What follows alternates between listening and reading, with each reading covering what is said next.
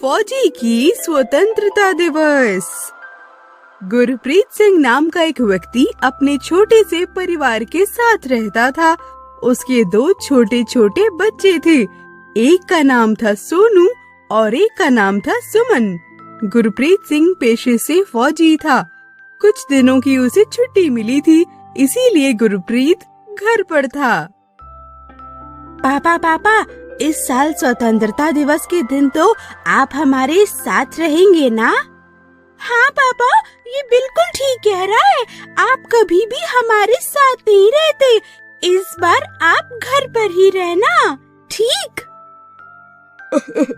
अरे बच्चों, हाँ, इस साल मैं तुम लोगों के साथ ही स्वतंत्रता दिवस मनाऊंगा। तभी अचानक से आतंकवादियों का हमला हो जाता है और गुरप्रीत सिंह की छुट्टियों को रद्द कर दिया जाता है और उसे वापस से काम पर जाना पड़ता है। पापा, आप कहाँ जा रहे हैं? आपने तो कहा था कि आप हमारे साथ रहेंगे। अरे मेरी गुड़िया, चिंता क्यों करती है? स्वतंत्रता दिवस से पहले मैं आ जाऊंगा। बिल्कुल फिक्र मत कर। इतना कहकर गुरप्रीत सिंह काम पर चला जाता है और लगातार कई दिनों तक दोनों तरफ से गोलीबारी चलती रहती है। गुरप्रीत सिंह भी आतंकवादियों से लड़ाई कर रहा था। कई फौजियों को गोलियां लग जाती हैं और वो घायल हो जाते हैं। गुरप्रीत सिंह की सेना भी बहुत सारे आतंकवादियों को गोलियों से भून रही थी और बेचारे गुरप्रीत सिंह के बच्चे गुरप्रीत सिंह के वापस आने का इंतजार कर रहे थे। और एक दिन तभी सोनू माँ से कहता है, माँ, क्या लगता है इस बार भी पापा ने हमसे झूठ बोला ना? वो नहीं आएंगे ना? अरे नहीं बेटा, तेरे पापा ने तुझसे कभी कोई झूठ नहीं बोला। आज जरूर कोई जरूरी काम होगा, इसीलिए उन्हें जाना पड़ा। उन्होंने वादा किया है ना कि वो स्वतंत्रता दिवस के पहले आ जाएंगे, तो वो जरूर आएंगे, देखना तुम। हाँ भैया, हो सकता है माँ सच कह रही हो, लेकिन अगर पापा नहीं आए ना तो हम लोग कुछ भी नहीं करने वाले। अरे नहीं सुमन, पापा ने हमें सिखाया है कि हमें हमेशा शहीदों के बलिदानों की इज्जत करनी चाहिए, इसीलिए हम स्वतंत्रता दिवस जरूर मनाएंगे। इधर जाबाज गुरप्रीत सिंह आतंकवादियों से लड़ रहा था। गुरप्रीत सिंह की सेना ने सारे आतंकवादियों को मार दिया था। जब सेना के सभी लोग अपना अपना सामान बांधकर वहां से जा रहे थे, तभी जंगल में से एक आतंकवादी निकलता है और गुरप्रीत सिंह को गोली मार देता है। ऐसा देखते ही गुरप्रीत सिंह की सेना भी तुरंत उस आतंकवादी को गोलियों से भून देती है और गुरप्रीत सिंह के पास आती है। भारत माता की जय! इतना कहते ही गुरप्रीत सिंह के प्राण निकल जाते हैं। अगले दिन स्वतंत्रता दिवस था। झंडे में लपेटकर सेना के सभी लोग गुरप्रीत सिंह के मृत शरीर को उसके घर लेकर आते हैं। अरे सुमन, जल्दी बाहर चल, लगता है पापा आ गए, जल्दी चल। सभी लोग बाहर आते हैं तो देखते हैं कि गुरप्रीत सिंह के मृत शरीर को झंडे में लपेटकर रखा गया था। ये देखकर बेचारे सोनू और सुमन जोर जोर से रोने लगते हैं और उनकी माँ ये देखकर वहीं पर बेहोश हो जाती हैं। माँ, उठो ना, आपको क्या हुआ माँ? तभी वहाँ पर एक खड़ा आदमी उनसे कहता है, आतंकवादियों से लड़ते लड़ते गुरप्रीत सिंह देश के नाम शहीद हो गए। ऐसा सुनते ही सोनू को उसके पापा की बताई हुई बात याद आती है।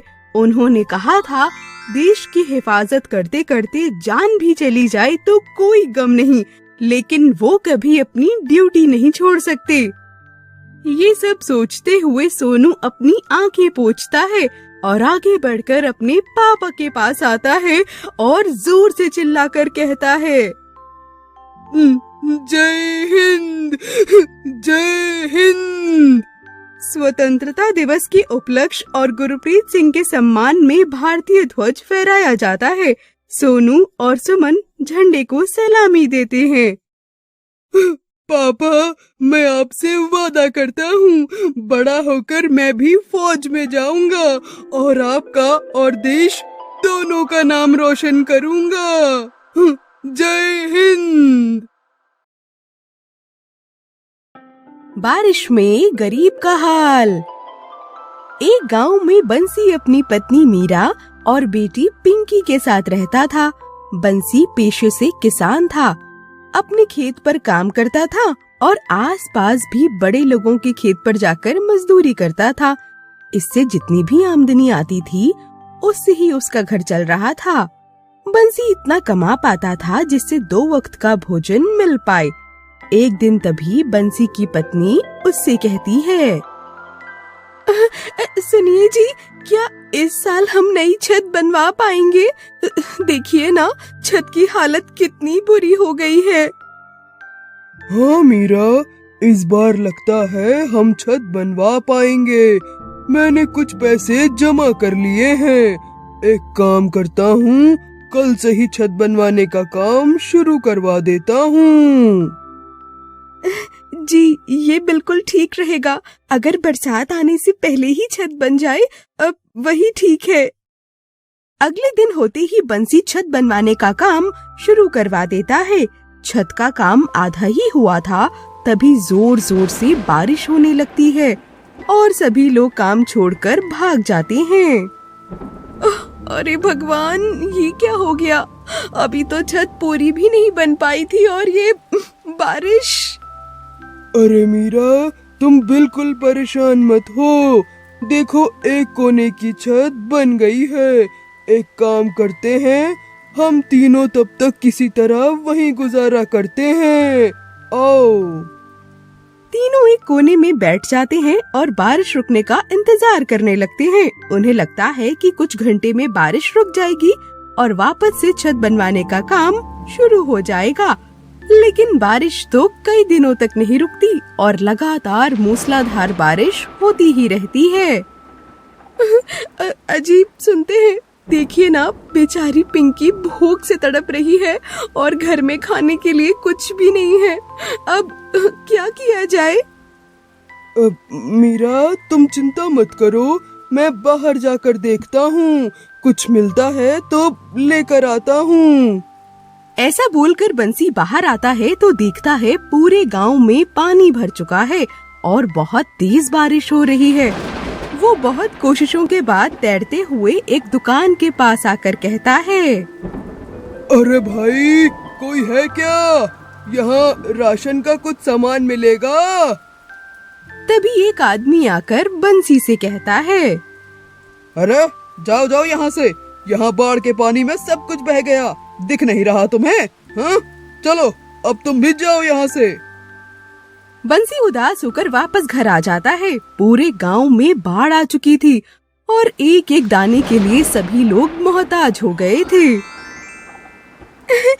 माँ, भूख से पेट में बहुत दर्द हो रहा है, क्या करूं? ऐसा बोलते हुए पिंकी बहुत जोर जोर से रोने लगती है। बंसी पिंकी को भूख से तड़पता नहीं देख पा रहा था, इसीलिए वो वापस उसी बाढ़ के पानी में निकल आता है और खेत के पास आकर देखता है तो सारी फसल बर्बाद हो चुकी थी।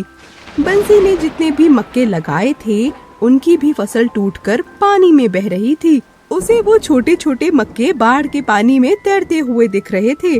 बंसी उन्हें उठाता है और घर लाकर मीरा को दे देता है।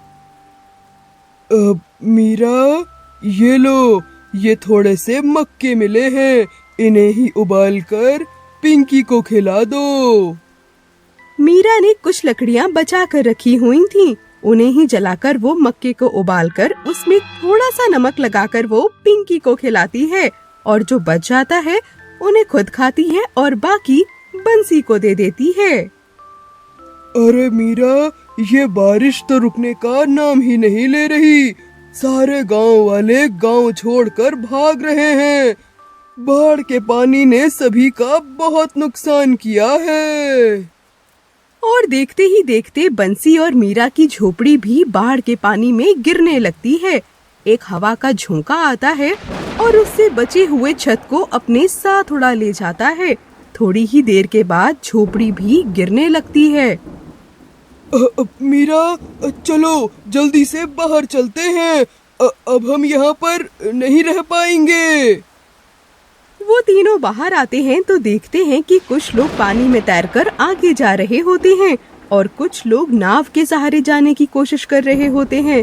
तभी वो तीनों भी तैरने लगते हैं, लेकिन बारिश और तेज हो जाती है। बाढ़ का पानी उन्हें पीछे ढकेल रहा था और वो आगे नहीं जा पा रहे थे। तभी मीरा कुछ लोगों को देखकर उनसे कहती है, भाई जी, अरे ओ भाई जी, हमें भी बचा लीजिए। देखिए ना, हम लोग डूब रहे हैं। तीनों लोग ऐसे मदद मांगते हुए हाथ हिलाने लगते हैं। तभी कुछ लोग सरकार की ओर से भेजे गए थे जो बाढ़ पीड़ितों को बचा रहे थे। उनकी नजर इन तीनों पर पड़ती है। वो अपनी नाव लेकर उनके पास आते हैं, उन्हें नाव पर बिठाते हैं और एक सुरक्षित जगह पर ले जाते हैं। आप सभी का बहुत बहुत धन्यवाद। अगर आज आप लोग ना होते तो हमारी जान बच ही ना पाती। उन लोगों की मदद से बंसी के परिवार की जान बच जाती है और इसके बाद वो तीनों जाकर एक सुरक्षित जगह पर रहने लगते हैं।